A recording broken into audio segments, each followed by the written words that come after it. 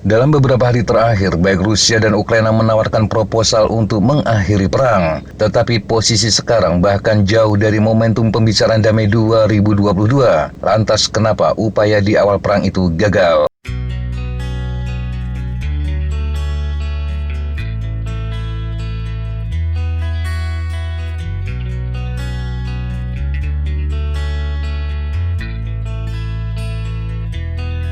Beberapa hari kemudian atau pada tanggal 29 Maret 2022, perwakilan Rusia dan Ukraina bertemu di Istana Istanbul di Bosporus. Bagi sebagian orang, perundingan tersebut terasa sebagai sebuah terobosan yang didorong oleh perjuangan Rusia di medan perang.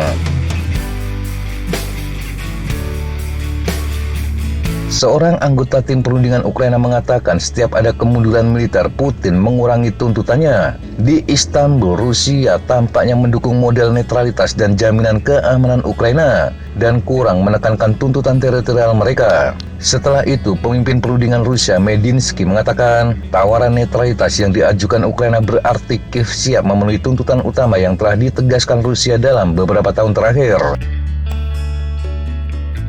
Ukraina merangkum usulan kesepakatan tersebut dalam dokumen 2 halaman yang disebut sebagai Komunike Istanbul, namun tidak pernah dipublikasikan. Beberapa poin dari komunike itu menyebutkan status Crimea akan diputuskan dalam jangka waktu 10 atau 15 tahun, dan Ukraina berjanji tidak akan mencoba merebut kembali semenanjung itu dengan kekerasan. Zelensky dan Putin akan bertemu langsung untuk menyelesaikan perjanjian damai dan mencapai kesepakatan mengenai berapa banyak wilayah Ukraina yang akan terus diduduki Rusia. Komunike yang didapat The Times dari seorang negosiator Ukraina itu juga menggambarkan sebuah mekanisme di mana negara-negara lain akan melakukan intervensi secara militer jika Ukraina kembali diserang. Bagi Ukraina, jaminan keamanan yang meningkat merupakan inti dari potensi perjanjian perdamaian yang akan ditandatangani oleh banyak negara. Kemungkinan negara penjamin adalah Inggris, China, Rusia, Amerika Serikat, Prancis, Turki, Jerman, Kanada, Italia, Polandia, dan Israel. Namun para pejabat Rusia mensinyal yang beragam kepada publik mengenai apakah Kremlin benar-benar siap untuk menandatangani perjanjian itu.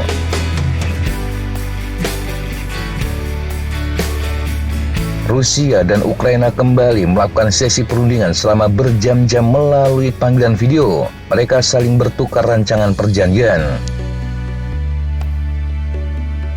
Pada awal April, setelah Rusia menarik diri dari pinggiran Kiev, gambar-gambar warga sipil yang mengerikan di pinggiran Bucha mengejutkan dunia. Bagi warga Ukraina, gagasan bahwa negara mereka dapat melakukan kompromi dengan Rusia tampaknya semakin jauh dari sebelumnya. Namun Zelensky yang mengunjungi Bucha pada tanggal 4 April mengatakan bahwa perundingan akan terus berlanjut, bahkan ketika Rusia menganggap kekejaman di Bucha merupakan provokasi yang direkayasa. Pemimpin perundingan Ukraina David Arakhamia pada 10 April mengirim melalui pesan WhatsApp kepada tim Ukraina. Melalui pesannya, Arakhamia mengatakan baru saja berbicara dengan RA. RA adalah Roman Abramovich, miliarder Rusia yang berperan di balik layar dalam perundingan tersebut. Dalam pesan WhatsApp-nya, Arakhamia mengatakan bahwa RA telah berbicara selama 1,5 jam dengan bosnya. Tentu saja bos yang dimaksud Abramovich adalah Vladimir Putin. Dalam pembicaraan itu, Putin disebut mendesak para perunding untuk berkonsentrasi pada isu-isu utama dan menyelesaikannya dengan cepat.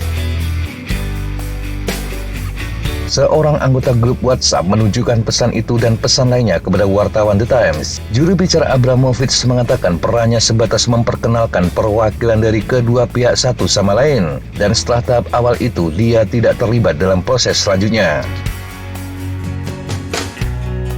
Pesan Arakhamia menunjukkan bahwa Putin tidak hanya mengatur secara mikro invasi Rusia, namun juga perundingan perdamaiannya. Pada kesempatan lain, pemimpin perundingan Rusia, Medinsky, sempat menyela konferensi video dengan mengklaim bahwa Putin menelponnya secara langsung. Para pejabat Amerika dan Ukraina mengatakan keterlibatan dan minat Putin selama perundingan tahun 2022 menjadi bahan perdebatan di Kiev dan Washington. Apakah dia benar-benar tertarik pada suatu kesepakatan, atau apakah dia hanya mencoba menghambat Ukraina sambil menunggu pasukannya berkumpul kembali? Pada 15 April 2022, 5 hari setelah Abramovich memberitahu Ukraina tentang pertemuannya dengan Putin, para perunding Rusia mengirimkan rancangan perjanjian setebal 17 halaman ke meja presiden mereka.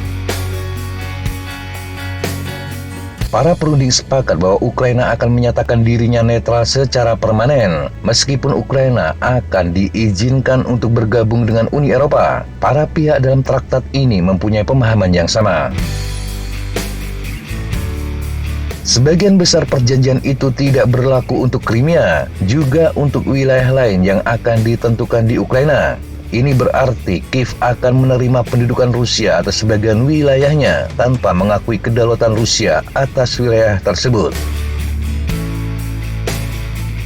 Namun sejumlah perbedaan penting masih tetap ada. Rusia menginginkan jarak tembak rudal Ukraina dibatasi hingga 40 km, sementara Ukraina menginginkan jarak tembak 280 km, cukup untuk mencapai sasaran di Crimea.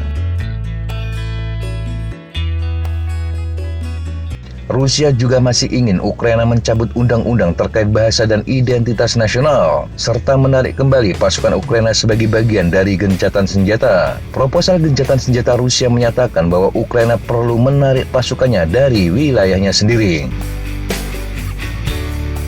Namun masalah terbesar muncul dalam pasal 5, pasal yang mengatur tentang jaminan keamanan. Sebelumnya, pasal itu menyatakan jika terjadi serangan lagi terhadap Ukraina, negara penjamin akan datang untuk membela Kiev.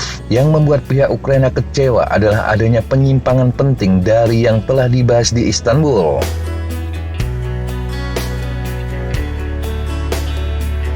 Rusia memasukkan klausul yang mengatakan semua negara penjamin termasuk Rusia harus menyetujui tanggapan jika Ukraina diserang. Akibatnya Moskow dapat kembali menyerang Ukraina dan kemudian memveto intervensi militer apapun atas nama Kiev. Sebuah kondisi yang tampaknya tidak masuk akal dan dengan cepat diidentifikasi oleh Kiev sebagai pemecah kesepakatan. Rusia dinilai berusaha mendapatkan hak veto terhadap jaminan keamanan Ukraina dengan memasukkan klausul yang memerlukan persetujuan bulat. Dengan perubahan itu, salah satu anggota tim perundingan Ukraina mengatakan Kiev tidak tertarik lagi untuk melanjutkan perundingan.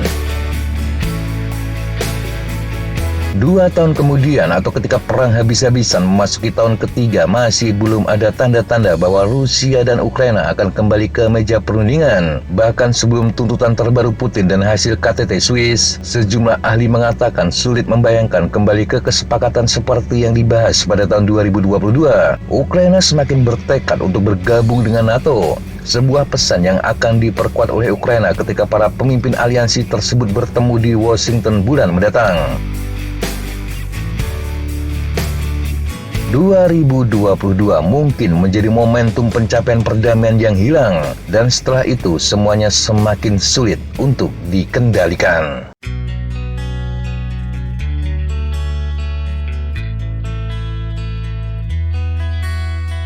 Demikian sahabat apa informasi yang bisa kita sampaikan untuk kesempatan kali ini. Sampai jumpa di kesempatan yang berbeda. Tetap semangat dan jaga kesehatan. Salam Fly Like an Eagle, Fight Like a Falcon.